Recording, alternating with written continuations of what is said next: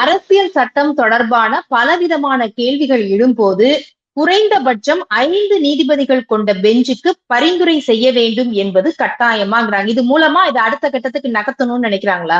இது எதுக்கு 5 நீதிபதிக்கு போனோம்? 2 பேர் போதுமே. எதுக்கு 5 நீதிபதிக்கு போனோம்? 5 நீதிபதிக்கு எப்ப போனோம் அப்படின்னா, இது ஃபர்ஸ்ட் டைம் இதை வந்து டிசைட் பண்றாங்க. இப்ப வந்து இடபிள்யூஎஸ் கோட்டா பில் இருந்துச்சு. இது வரைக்கும் இடபிள்யூஎஸ் கோட்டா வரவே இல்லை.